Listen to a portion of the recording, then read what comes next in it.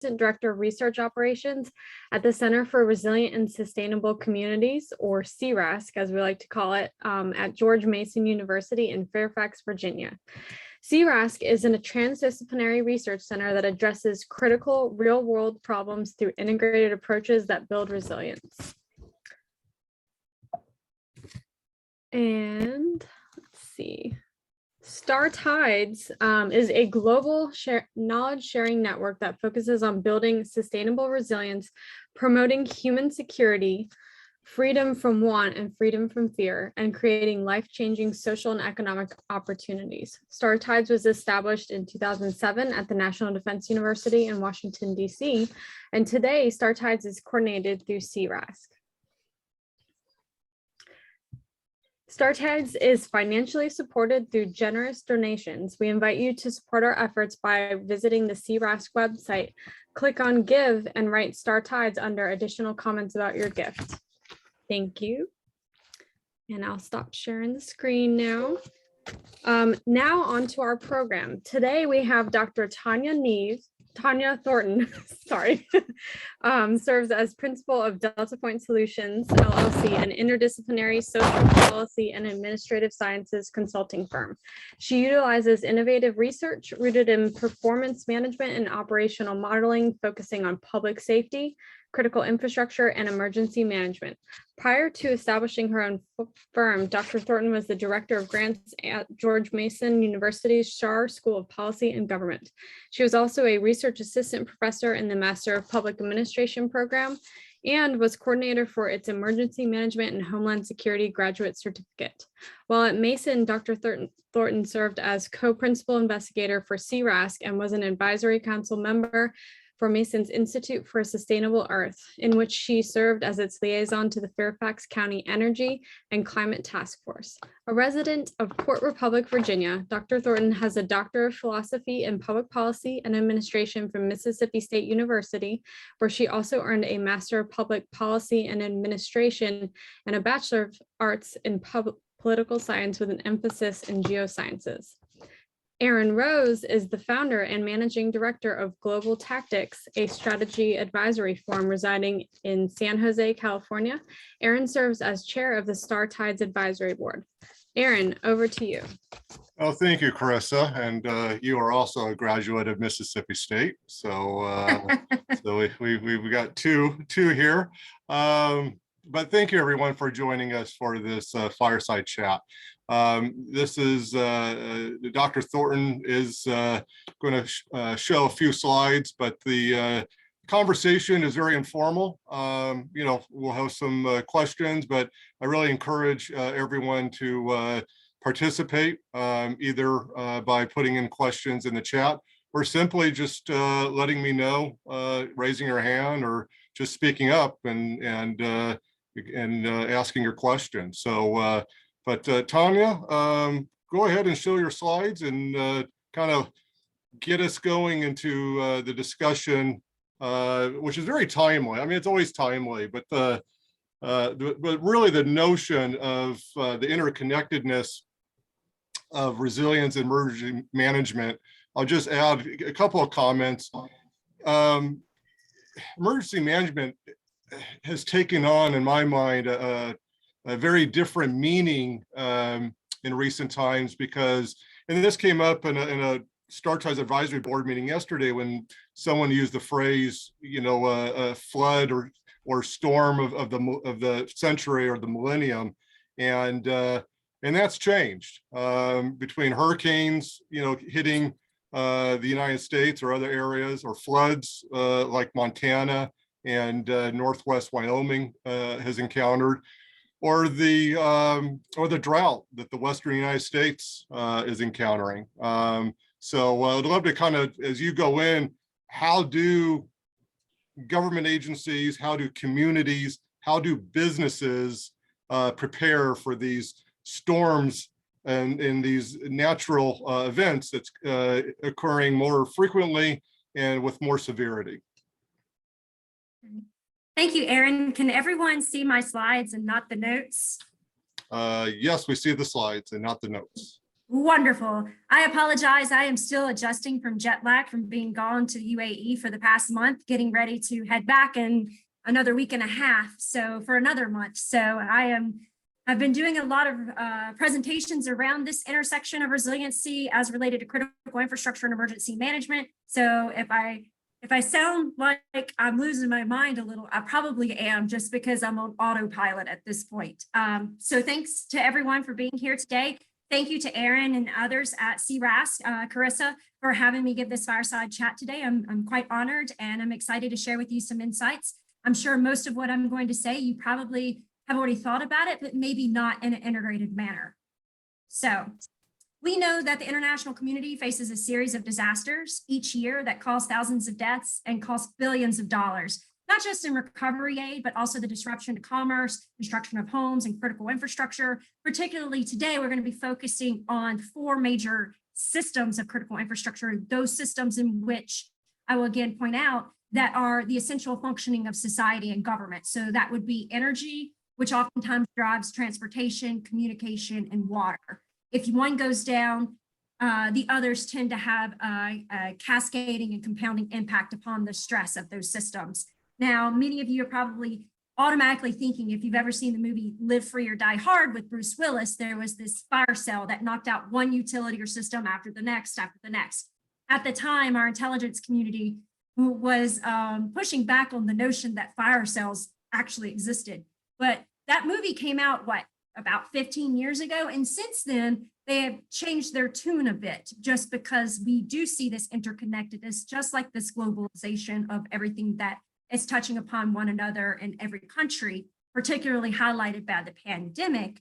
But they don't use the word fire cell because, kind of like us in the academy, if we didn't coin it, we don't use it. We tend to come up with our own new model, our own new theory, or we slightly have a rebuttal to someone else's. So it's all in just navigating that lexicon, but the intent, the content is still the same. So we know, as I noted, that risk to disasters are increasing and that population growth will inherently result in an increase in places prone to disasters. More than 70% of the world's population lives near a coastline. And I'm not talking about lakes, I mean an actual coastline. So your major oceans, your seas, your inlets, etc. Think about that for a moment.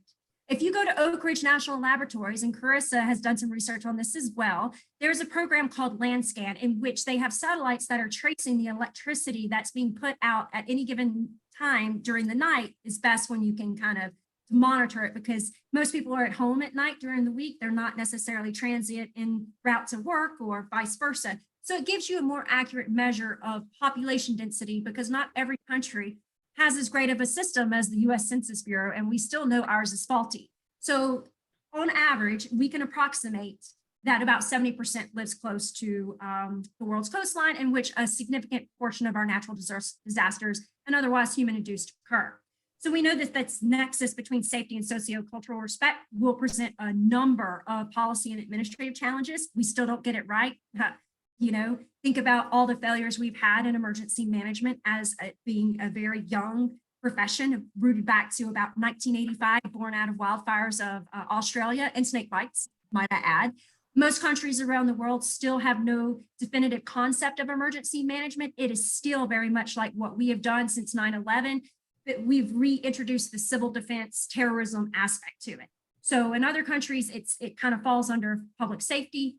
That's why I've been spending so much time in the UAE. They are trying to increase their emergency and crisis management unrelated to civil defense and terrorism and the other world, and to be that point of contact and expertise throughout the Middle East. Netherlands also has a decent handle on it, only because of the flooding that has occurred from the North Sea with the gate mechanism. As I noted already, Australia, and there are some other countries peppered throughout the continent of Africa, Cameroon in particular, that are trying to get a better handle on flooding, snake bites, wildfires, et cetera. Obviously, again, with that civil defense mentality always behind. So it is the essential role of government, especially democracies, in managing such focusing events. The significant majority of victims and their families following disasters throughout the US expect the government to take care of them. Yeah. It just It's not is what here. it is. Yeah. Did someone have a question? I'll keep going.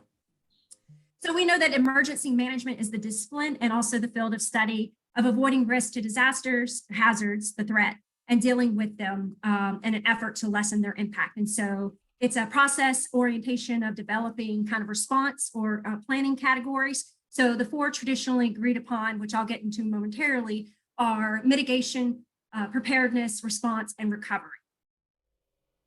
So I always like to begin with a quote, and this is true for most things in good governance, is that administration is determined action. Okay, that's good.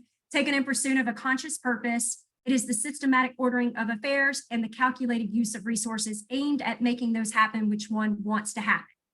If we take a step back and think of good governance as it relates to public management, international affairs, everything that we want to do at the individual, organizational, governmental level, that kind of sums up best practices. But we all know we fall short, and so there's a lot of lessons learned that are teased out of our failures. So back into the process orientation of emergency management, you can see that mitigation and oftentimes preparedness are event independent. That means that the disaster has not occurred, that we are doing everything we can in terms of the built environment, our critical infrastructure, to make sure that it is sound and solid in order to withstand a disaster. Preparedness, the reason why they have it as part of the event-driven phase is that apart from our communication strategies, our understanding of the resources and assets that we have, our finances in place, and then also just our organizational responsibilities via our roles, our emergency support functions, we are preparing to respond to specific natural, human-induced, or otherwise high threats at any given time. And so that preparedness will vary based on those three types of categories. I am not touching terrorism or civil defense today, although I will note that in that world, this cycle has been broken out into 5. Mitigation is now prevention and protection, just FYI. What do we really mean by these 4 categories? Well, in a nutshell, mitigation is just preventing future emergencies and minimizing their affairs. Think of zoning, land use regulations, setbacks, kind of water infrastructure, those types of things, that hardened built environment that we can do to prevent catastrophic failure of our infrastructure. Preparedness is actually the planning phase in terms of working on that emergency operations plan, understanding what the emergency operations center will be like, who will be participating, how does it function. If there's an event where you can't come together, will there be a virtual option? Who has access to the different types of information, et cetera. Response, I want to note specifically because it is the first 72 hours after the event has ended. Some people will argue that it is when the event begins, but a lot of disasters don't really occur for a significant period of time. I am not talking about the pandemic. We're still kind of in that response recovery phase. And so that's kind of an outlier. But and hurricanes can also kind of have a tricky response and recovery, end point, begin point. But in general, for general purposes, response is the first 72 hours because that's when you have to save lives most and try to protect some critical infrastructure, especially that infrastructure that feeds into saving lives. And then recovery is everything after that. That means it could be days, it means it could be decades. Look at Chernobyl. We still haven't seen any real recovery attempts with it whatsoever. Israel has the Israelis response model, which means that after some type of attack, they go in and start repairing the next day. So it really is about the normalization and trying to get things back to a new normal. I know we've heard that a lot the last 2 years, but if you think about punctuated equilibrium theory, how it was based out of evolutionary biology, you have all these species that had to punctuate their evolution in order to survive over time. Now, punctuate may be a strong term, but if we think about it in the policy world as related disasters, Exxon Valdez oil spill opened a policy window in our federal government, boom, they were able to pass the Oil Pollution Act. 9/11 happens, boom, we were able to restructure and create a completely new Department of Homeland Security that kind of merged 22 different agencies all together under the same umbrella. Didn't say it was a one size fits all, didn't say it was the best approach. I'm just saying that these significant focusing events tend to allow us to respond differently, whether good or bad, to be seen. But we need to have a better understanding of conceptualizing disasters before we try and understand the intersection with resiliency and also critical infrastructure. And a lot of that has to do with our history of it being a piecemealed approach throughout the 1800s and most of the 1900s. And so we would often say hazard. We didn't really have a grounded concept of disaster because disasters have to intersect, or a hazard has to intersect with human vulnerability in the built environment to become a disaster. So we would often use the word hazard to describe events, but we all know that that's more of the threat or the source of danger. Risk is just that susceptibility to death, injury, and damage, whereas vulnerability is your proneness. So there's a lot of factors, and I'll get into those momentarily. Some of you are probably like, oh, well, it may be the really young, it may be the really old, it may be the people that don't have financial stability. That is all true, but there are so many other vulnerability factors that we need to consider and moving forward with understanding resiliency. So, but before we get there, let's take a little deep dive into what do we mean by, and I apologize, it should say human induced. We have since changed our lexicon in the past couple of months. And so some of us are still holding on to blaming men for everything. So I apologize. It should say human induced. So natural hazards are rooted in the natural environment, considered acts of God, hence your insurance policy for most of your homes and automobiles. And they're considered not to be preventable because they're associated with this perceived lack of control. If God's in control, you're not in control, period. That differs greatly from those human-induced hazards, which are caused by humans. And this doesn't necessarily mean that it's intent or malicious or that there is terrorism or some type of nefarious activity involved. Sometimes it's just accidental, sometimes it's negligent, system failure, but regardless, there is that human thumbprint on that system or that infrastructure that's been created. It's thought to be not predicted, but preventable because, you know, we're in control because we built it. And identifiable parties are usually to be held accountable. It can be tricky as to identifying those parties at times, but usually there's always a party to be held accountable. And it's associated with this perceived loss of control because we are ultimately in control because we created it and now we've lost it. So what do we mean in the world of resilience as related to critical infrastructure? It's just the ability to enhance critical infrastructure systems, networks, and functions to withstand and rapidly recover, hint, hint, from damage and disruption and adapt to changing conditions. So it's not just about withstanding damage and disruption, it's about having some component of artificial intelligence or just disaster intelligence to know how we need to behave better in the future. So we hear build back better all the time. Well, that can apply in every aspect of emergency and crisis management and resiliency and sustainability, build back better. And if we think of resiliency and we as a methodological approach to get to sustainability, we often won't find ourselves pigeonholed in a disciplinary field to say, oh, we have to agree on what resilience means to this field or that field. If we look at it as a scientific approach about becoming sustainable, we can all kind of find some common ground in that lexicon. So I noted earlier that the four major systems that are essential to the functioning of society and government are, again, energy, transportation, communication, and water. Energy typically drives communication because without it, you have no access to cell phone towers or other types of broadband, cable, et cetera. In a lot of places, especially zero gravity, energy not only drives water systems to be able to access it, but also wastewater systems. That could get tricky at times, especially if there's a significant disaster that is causing backup and possible contamination. And then energy drives our transportation systems with fuel and otherwise, not necessarily the existing infrastructure that's already been built, but certainly the utilization of it via vehicles. So let's focus a little bit on some of these systems so we can kind of bring it all together. We know that energy systems are, we need to have sustainable and resilient energy grids, electric pipelines, et cetera. I will note that the Middle East is going to be having a significant increase in nuclear reactors because oil and gas prices are skyrocketing. And so even if you have a touch of NIMBY, they are certainly trying to take emergency and crisis management in the nuclear industry to the next level. And so right now, there is a particular industry in Abu Dhabi that is serving as the point of contact and expertise for 16 other areas. And I'm not going to give away how many countries, but we'll just say in the Middle East, based on what I am allowed to share, that they will be coming online in the next few years. What does that mean for us here? What does that mean for the international community? What does that mean in terms of potential foreign aggressors trying to get their hands on certain material? That remains to be seen. But we do know that energy production and distribution systems owned by private sector, public sector, or in between with the public-private partnership, you know, we've got to learn from each other, and we've got to be able to technology so we can all do a better job, not only with, you know, being more conscious about how we're consuming energy, but also what type of energy that is.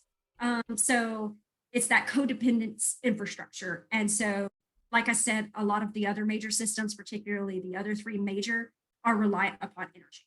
Water. Water is essential for life. And so it is the most important codependent network. Without it, we can't function. We can't cool certain industry energy systems. We need water for a lot of other infrastructure areas. And so that restoration of powers because of these pumping facilities is really critical. Additionally, we all thought we'd have it in the next war over water. Actually, it will continue to be over water, but it's going to also continue to be over energy. And so we're seeing the intersection of these two really play at hand, particularly in the Middle East. But I suspect with climate change shifting where different disasters are occurring, whether it be wildfires or drought or heat waves, look at what's happening to the cattle in the Midwest right now. So it's going to start impacting and having a cascading and compounding impact on other sectors and other opportunities. So meeting water-related challenges does involve a concerted effort among all sectors. Transportation systems, and to a degree communication, because we're constantly using communication mechanisms to navigate our transportation systems. And if you don't have ways, you know, it's everywhere. It's not just the US anymore. I remember when I first moved to Virginia and a law enforcement officer told me to download Waze. And I'm like, really? You want to tell me where all the cops are? So then I traveled back to Mississippi and no one was using Waze. Well, Waze is everywhere around the world at this point. And that's just been 6, 7 years. And I'm thinking to myself, look at how advanced communication applications for transportation systems has become in a very relatively short period of time. The other thing we have to consider is electronic vehicles, or electric vehicles, not electronic. But, you know, is it something that people are really conscious about the environment? If so, what are we doing to convert energy to be able to provide that electric vehicle an energy source? Is it just the cool factor? What are some of the other considerations? Because I can tell you, you know, are you buying a new car just to buy a new car? Are you buying an electric vehicle just because you think it's cool and it's the right thing to do? But are you doing anything else to help the environment in terms of resiliency and sustainability? So you have to make these conscious decisions and not just say it on the surface. So also, secondary storage issues are certainly becoming an issue when it comes to decentralized electric power grids. We just don't have access. So if any of you like to travel 1,000 miles in a day, much like I do if I'm driving home, I don't stop. I stop for gas. I stop for a Happy Meal. Yes, they're combined in the same gas station because I know where the point is. And I don't stop again until I get home. So it's a 12-hour drive between me and my family's residence. I cannot make that trip with an electric vehicle. I'd have to stop at least 4 or 5 times. And so we need to be realistic in a country of our size and magnitude for hybrid capability. But in smaller areas where there's less of a commute and there's high-speed rail, obviously it makes more sense. So you're going to see transportation systems starting evolving as related to electric vehicles over time. And then communication. Oh, we love this right here. It's tracking everything we do, but that's not our only communication mechanism. I see that someone is needing to be admitted, so I will admit. Sorry, it must pop up on my screen differently. So Aaron, I hope you don't mind. I just admitted somebody. If they're not supposed to be in here, kick them out. So communication is becoming increasingly complex, and then all are heightened by the importance of robust cybersecurity. So if you're connected to the internet, obviously you're going to access another critical infrastructure system, or not access it, but rather be a victim of it potentially, because everything has, there's always a way for an assailant or some type of hacker to get into your phone, to your iPad, to your computer, but also your utility networks and et cetera. So that is something for us to keep our finger on. in terms of being able to rapidly respond, but also if the communication systems are tied into some of our other systems, what are the implications for that? Y2K was not that long ago, and everyone completely freaked out about not being able to roll up to 2.0. Remember, we were going to be stuck in 9.9, and it was going to roll over to 1901.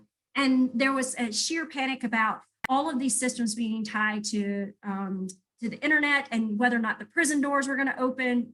It wasn't that long ago. I know we joke about it now, but the threat was really prominent back then. Okay. Let's see.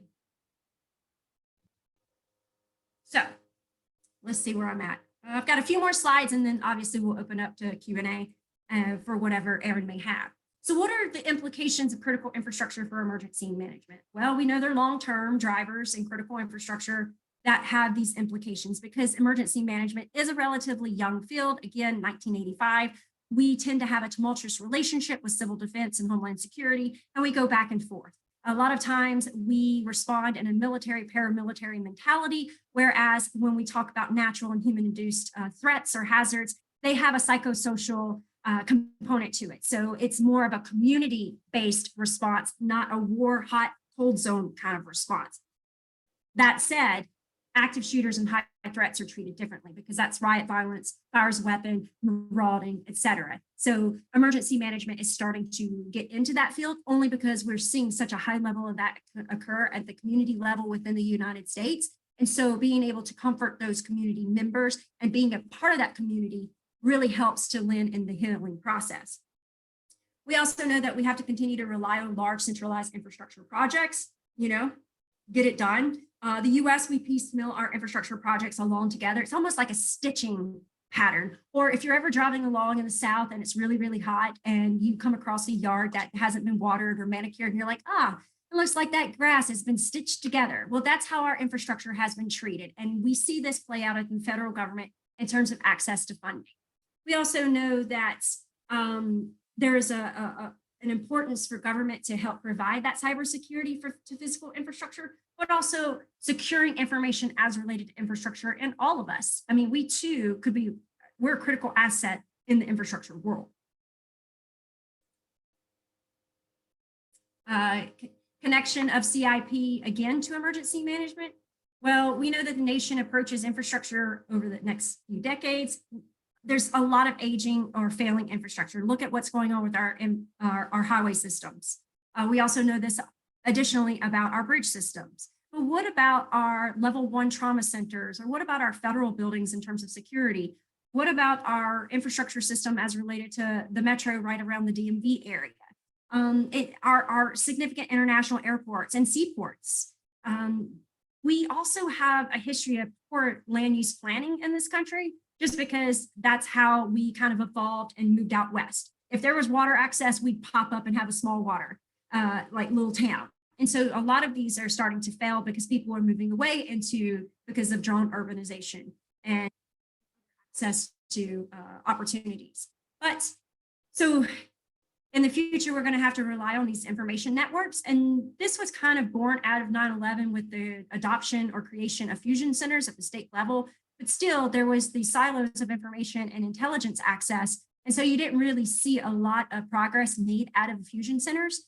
So bouncing forward, you start seeing regional efforts and regional fusion centers to come together. Because as we know, these threats to disasters, these hazards occur within certain geographical, political jurisdiction boundaries. They occur at an epicenter with peripheral impacts that could cross multiple states, counties, countries. And so we've got to start treating it as a communal response rather than a community, because community superimposes a geographic definition. So lots of difficulties remain. We like to learn from each other. Are we really learning? We still have this crisis reactive approach because we never want a disaster to occur, but we're not very good with our mental models. We got to get outside of our own box. And so that's why the professionalization of emergency and crisis management is taking more of a good governance public administration role rather than military paramilitary. We have a hazard zone attraction. We love danger. We love the sensationalization of it in movies, okay? And then we create all these myths about what happens when a disaster actually occurs, specifically role abandonment and rioting, looting, et cetera. And we still have a very much a fragmented systems approach or perspective. We know that there's one federal government and there's 50 states with a number of territories. But if you think that when disasters occur, they occur at the local level, and you cannot ask for assistance at the state until you've overwhelmed your resources and capacity, et cetera, in terms of the state asking the feds, the president, for assistance. But there's 90,000 plus local governments throughout the entire country. Not all of them have access to emergency managers. Sometimes it's within the police department. Sometimes it's within the fire department. Sometimes it's within EMS. So there is fragmentation among not only the lexicon and then also the real understanding of what different disasters mean, but also the approach and response and recovery. So there are a few decision remedies. We got to work on preferable models such as the 4 C's. This is my model, so I had to throw it in. It's so funny because when I went to go instruct professionals at the highest level in government in the UAE, there was another 4 C's model, which you can tell that they stole from me and tried to adapt it. But it was really funny to call them out on it at the same time, which I don't know if that's a good thing or a bad thing, because I'm a woman from the US not wearing a habaya and trying to educate other leaders around the world on these preferable models. So by the 4 C's, I mean, we have to increase our communication significantly. It can't just be falling on deaf ears. So the increased communication will oftentimes lead to more coordination, a better coordination, because we know what we're doing, we know our roles and responsibilities, and we're talking about it. Those emergency support functions are critical to the response, not just to the mitigation planning, but obviously response and recovery. But we can't stop shy of that as well. We know that communication will enhance coordination, but will also increase our cooperation with one another. We start being able to pick up the phone and call one another and ask for assistance. But again, cooperation does not mean that there's trust, and it does not mean that there's some type of human capital that has been bought into. So we have to increase our efforts to get to meaningful collaboration. That's really where social capital and political trust live. And so that is where we find the most reciprocity in terms of assistance, especially those outside of our organization. So you want to be able to pick up the phone and call someone if you don't have access to a critical need or asset or otherwise resource. And maybe it's just subject matter expertise. We use our networks and we build upon them. And that is really key in this 4C models. It differs from the one that I saw in the UAE because they included control. Control is an illusion, period. Things are going to go wrong and you're only going to learn from each instance a little bit. And so that's why record keeping is so critical. And record keeping kind of leads into the second point, is having that situational awareness. Case in point, how many of you sit with your back to a door? I grew up with an active shooter in high school. I never sit with my back to the door. And I always clock where the nearest exit is on the airplane.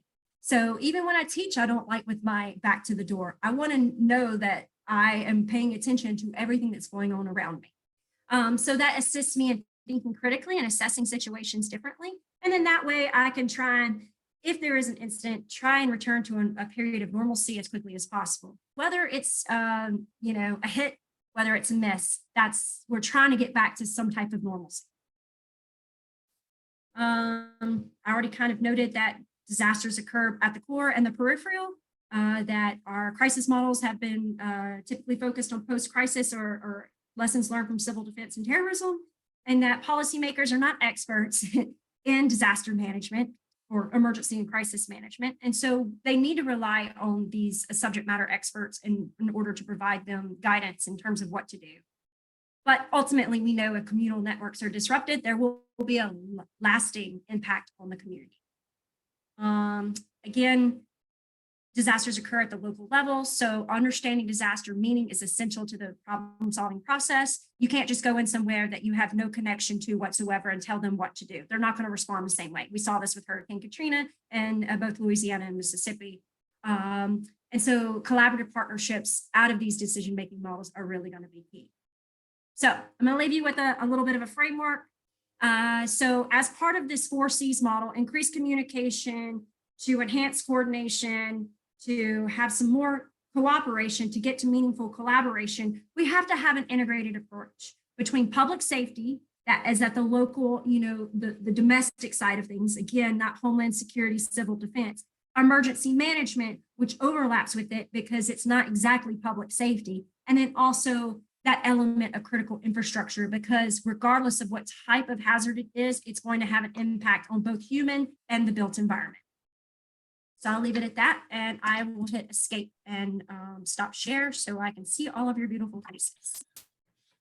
Thank you, Tonya. That was a lot of information. You presented it very quickly, concisely, and so let me.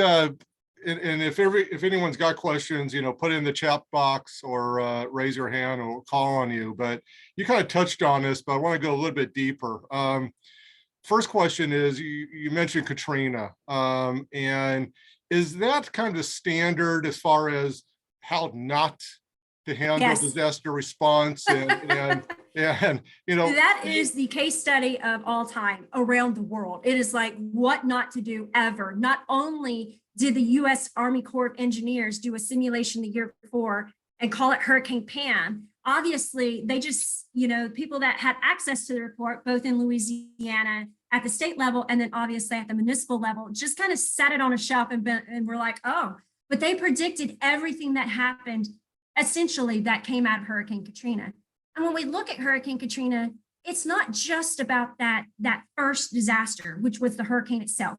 It had so many secondary and associated impacts. So it had what we call compounding other events and cascading events and compounding impact.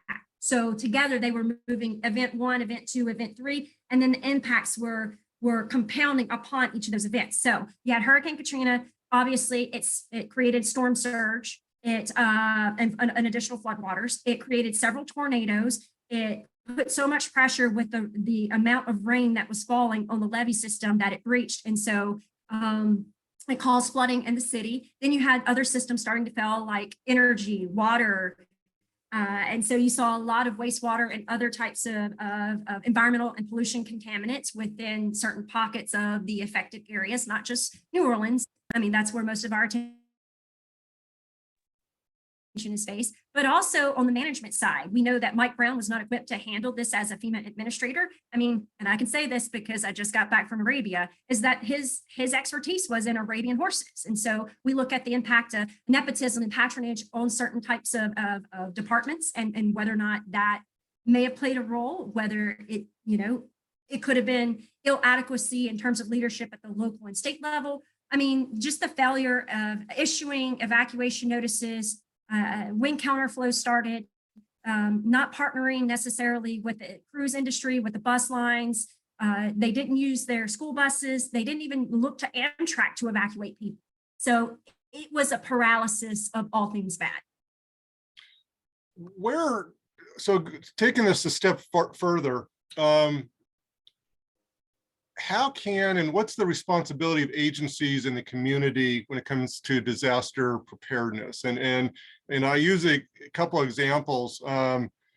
When I relocated to Silicon Valley a couple of years ago, shortly after I moved there, in the building that I reside in Milpitas, California, they had kind of an open house where they were bringing in from the people from the municipality about disaster preparedness. And they have a program. It's through the city of Milpitas, which is in the Santa Clara County in the state of California.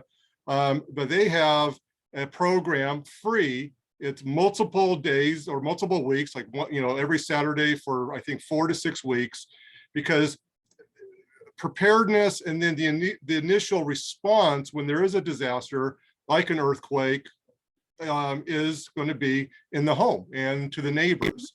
But then, when I went to this seminar, it was quickly explained to us the gaps between municipalities, counties, states, and the federal level. So what are you seeing and what's some takeaways? Because I do believe that disaster response and preparedness and response starts in the community, starts with us. So what are you seeing works, and what do you think are areas for improvement? Of course, a lot of times we see challenges, especially among localities, and where emergency management, the professionalization or the office of it is housed. If it is going to be in military, paramilitary, public safety kind of offices, typically it's treated very differently. There is not as much fluidity in terms of those relationships to build those partnerships, not only within your community and with your community members, but also those communities surrounding you. So you don't see mutual aid agreements developed as strongly. You don't see different types of cooperative agreements developed. You don't even see cooperation internal to the organization just because you may say the wrong thing. You see this a lot with FEMA as well, only because, you know, the high volume and no disrespect to our veterans, but it is very veteran laden at FEMA or people who have moved out of fire, EMS, or law enforcement. And so, but at the community level, those psychosocial indicators of how people respond, there is a great mistrust among certain communities at the local level in those professions, particularly law enforcement, as we've been seeing. And so depending on where you place your emergency management function and an office at the local level really will have an impact as to whether or not community buy-in is going to be short-term or long-term. Obviously, those kind of education programs or just talking to your community about what your threat matrix is, what's the likelihood, what's the magnitude of certain potential hazards, what's the duration. And with climate shifting, we're starting to see disasters occur where they normally wouldn't occur. And so we've got to get out of our own limited understanding of what's possible, kind of like the 9/11 Commission report. They charged the intelligence community with the failure of an imagination. And so that is still where we're at. People only think of the threats as what's related in the past. So you've got to get more creative than that. And so typically, if it's a hot zone, cold zone kind of, you know, high threat situation, and it's in that certain office, you don't think about the implications of critical infrastructure as related to zoning requirements as to when a building was built in an earthquake zone. I got to experience my first earthquake a few weeks ago and I didn't even feel it. The bottles were shaking on the table, but I didn't feel it because I was bouncing around the classroom. Everyone else was sitting down and felt it.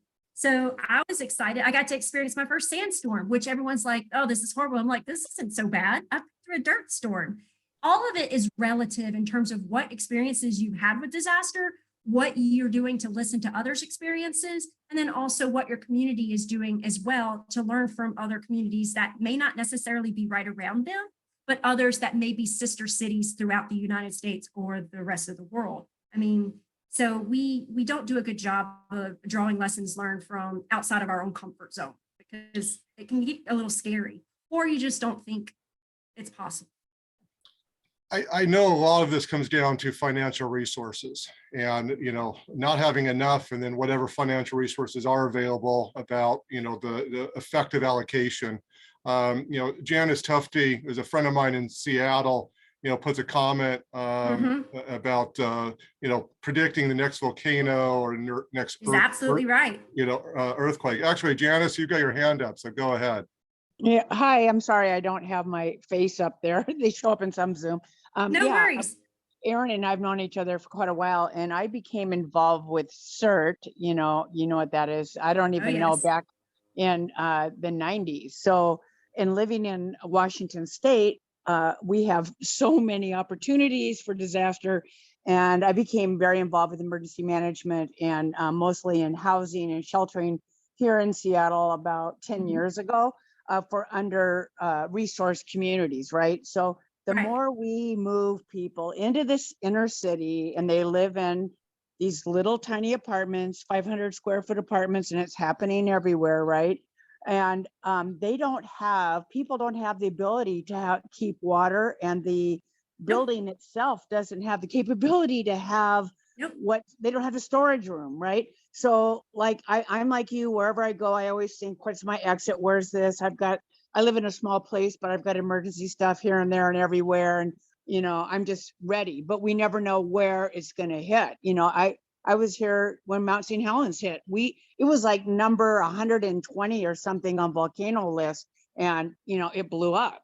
And so, and I've been in I have actually been in 2 floods, 2 rogue waves, or if you want to call them, whatever you want to call them, I mean, huge waves, and also 2 floods. I've been in so many disasters. My mom took special insurance out for me when I was a teenager.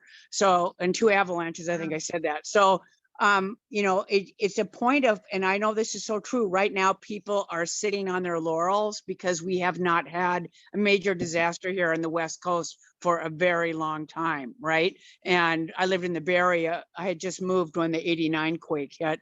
So you know, it's very hard to get people moving, but we have so many problems. Senior housing, you know, nursing homes, they are not prepared. And like you said, you know, Katrina really showed us the light. Thank you, Erin and Tonya.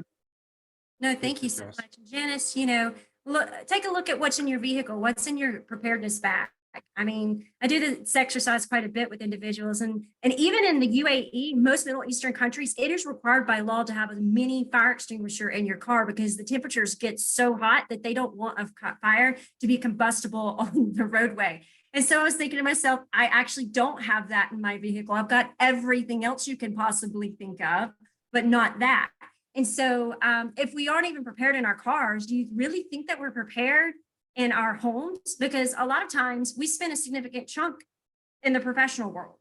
And so unless we're, you know, at home with kids or doing other things, and that's where our business is.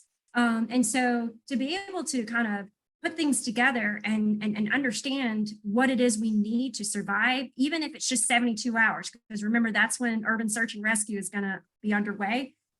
Just having enough water, you know, not hoarding things like what we saw with COVID, you know, that's the irresponsible thing to do, but to temper it and to have some preparedness and that longevity of supplies. Case in point, many of you probably don't know your batteries last longer in the refrigerator.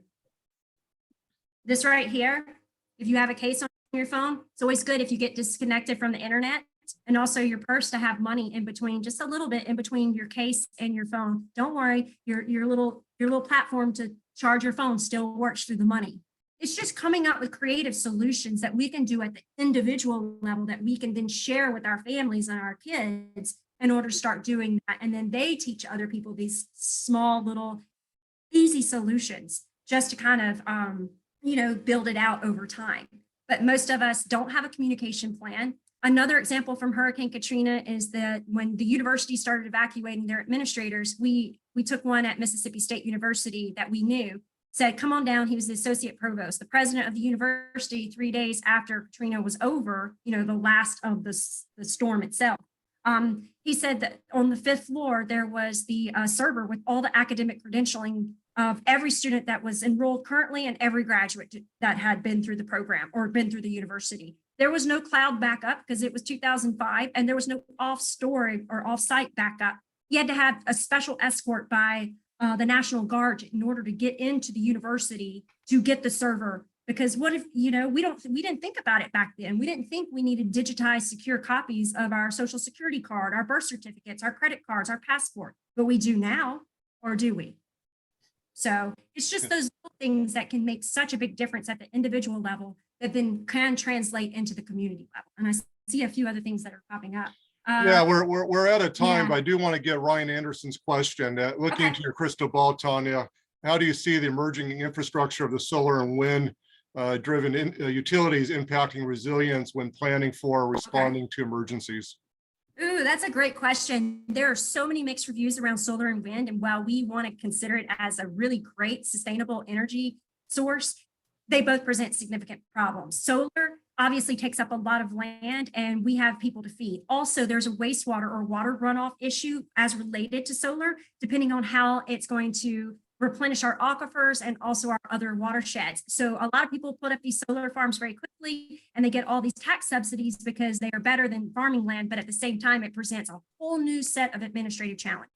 So it's good, but then it's bad. So where do we draw the line? Are we going to cap it? Where is it going to be eligible at? And so right now, there is no significant cap. The opposite is true for wind. If you start seeing what's happening to the core or the water and the fisheries around the Netherlands, also at the top of the mountains in Croatia, even over here in West Virginia, it's putting out such a small vibration it's killing vegetation and other things, and that's driving different types of species to go elsewhere in the community. And so it's not a perfect solution, but I do see that it could potentially have, especially at a microgrid level in specific areas, that it could definitely help us bounce back in terms of restoring some of our systems. But I don't think it's going to be on a nationwide kind of platform where it'll be more sustainable. I mean, look at our electric grid. There's 40,000 substations, 9 go down, we're in the dark. Which 9? I don't know. Or do we? Do we really know? Same thing could be said about other types of critical infrastructure systems. So not to use scare tactics, it's more of enlightenment. It's just being aware of what the possibility is for disaster to strike. And then also, what are the cascading events and compounding impacts that it will result in? Because it's not just going to be a single event anymore. We're too reliant upon infrastructure. These are great points. And so to kind of wrap things up, just want to thank Dr. Thornton, thank all of you for taking the time to be part of this discussion. Our next Fireside Chat is scheduled for Wednesday, July 13th at 1 o'clock Eastern. We're doing these sessions in the summer earlier, particularly for those on the East Coast that want to get out and enjoy the summer afternoons. But Hannah Torres, Dr. Torres, the Director of Faculty Research and Development Office at the University of New Mexico in Albuquerque, and a former staff member at George Mason University, will talk about the importance of transdisciplinarity, diversity, and team research. I'll just conclude with this point. I know that my friend and colleague, Ted Felix, joined us, who's down in South Florida, and I sent an article to him and his wife from The Economist talking about the storm surges and flooding in Miami. And when I did that, I just had visited the Potomac Science Lab, Science Center at George Mason University that's in Woodbridge, Virginia, which is a beautiful facility. And right along the river. And as I'm walking around after attending a lecture there's some nice homes nearby along the river. And I just started talking to a neighbor down there, someone who's living there, and talked about, the increased storm surges in the DC area. And I know that there's a lot of development. Janice talked about what I call urbanization, but in the DC area of Anacostia and that area of Southeast DC, a lot of development going on, but not really, preparing and mitigating some of the storm surges that's expected to increase. So, food for thought on what there's a gap, obviously, between what Tonya presented to us today and mitigate, but yet some of the urban planners that hasn't seemed to been adapted yet. So there's a lot of room for improvement. Tonya, final words, and then we'll conclude. Thank you so much for having me today. I hope you all at least learned one new thing, or at least it's a crafty tool to help prepare yourself for something of significance. But also, Erin, I completely agree with you. There is a disconnect between urban planning, public administration, public management, and emergency management. And so trying to bring all those together in terms of good governance is going to be key. Great. Thank you all. And we'll see you next month on July 13th. Have a great day. Thank you. Thank you.